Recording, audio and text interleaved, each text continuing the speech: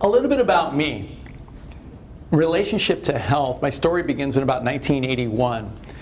I graduated from college just the year before, and I decided to work in the hospital at the Los Robles Regional Medical Center. I could study and prepare to go to medical school. I wasn't ready, so I needed to get a job and needed to work. So I worked in pathology, and I went to the pathology department. I was recommended by a friend. I started off as a blood sucker. Yes, I was a phlebotomist, and I actually drew blood. And then I worked my way up in chemistry and started being an assistant in the lab and doing all kinds of things. Within a very short period of time, I became a pathologist assistant. And I got to do all kinds of things. They loved me. I loved working with them. They knew I was an eager beaver, and I wanted to learn everything possible. And I got to do one of the most extraordinary things. I got to help out with autopsies. Yes, I know it's a morbid subject, and I hope you just didn't eat. But anyway, I got to do autopsies. And it was an amazing experience. I got to see what the inside of the body looks like, especially after dying from chronic disease. We did an autopsy probably about one a week, and most of the cases were on people who had died from heart disease, heart complications, aneurysms, strokes, cancer, diabetes complications, all those kinds of things. So I got to see the inside of the body. It was amazing.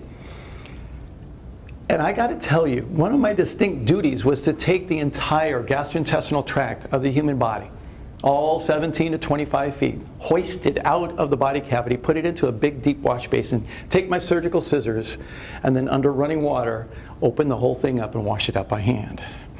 So you can say that I've come to know the real truth of what people eat up close and personal in more ways than you could imagine. I got to see what happens to the food that we eat.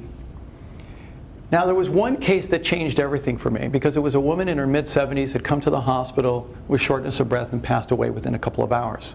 The autopsy the next day, Dr. Glover said, "Ruben, take careful note. We will probably never see this again," and he was correct. Here was a woman in her mid-70s with internal organs as pristine and as perfect as a newborn. Shocking. Her intestinal tract, flawless. Everything in her body completely beautiful and amazing. And Dr. Glover discovered with careful dissection that she had an undiagnosed heart defect that most people would rarely live with past the age of 20. That was in the background for me as we completely went on to discuss how is it that she was able to beat the odds by over 50 years. And what we discovered, that it was lifestyle. Lifestyle. What she ate, how she lived, everything about her lifestyle made the difference. That was in the background for me as I went off to medical school, and I'm studying all the pathology and all the ologies. I'm thinking to myself, isn't there a better way? And I did an independent research project that led me to look at the difference between the chronically ill and the persistently well. And when I did that, I was able to determine that yes, it's lifestyle. That's what makes a difference.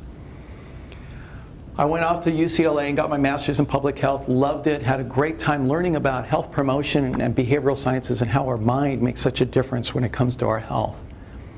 But as the story goes, sometimes you have to actually go through the experience. A couple years after I graduated, 1990, I ruptured my Achilles tendon playing basketball. And I became completely depressed because the doctor told me I would never play basketball again. And what does a depressed person do? Eat. What kinds of things does a depressed person eat? Junk.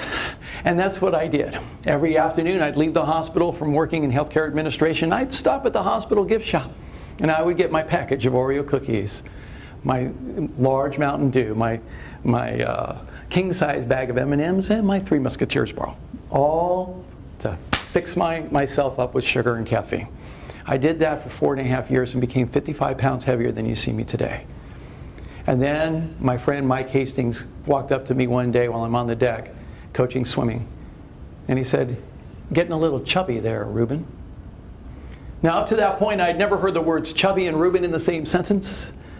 That day got me mad. And there's a phrase, you probably have heard it before, the truth shall set you free. There's the other half, right after it upsets you. And I had to get mad at me because I had done it to myself. And so that day was when I changed my life. In early 1995, I started to change my life completely. I started exercising every single morning, started changing my diet. Every single day I changed a little bit more Took me about a year, lost all the weight, and been healthy and fit ever since. But that's not the important thing. The important thing is that I've been able to teach others how to change their lifestyle so that they can actually have a life that they love, be thriving and healthy and happy. And that's what I've been doing. And then a couple of years ago, I wrote my book, Evolving Health, and I've been conducting seminars and trainings and programs for people because I'm committed passionately to eliminating chronic disease on the face of the planet. And I'm committed to empowering you, if you're watching this, to actually live a thriving, healthy lifestyle. Thank you.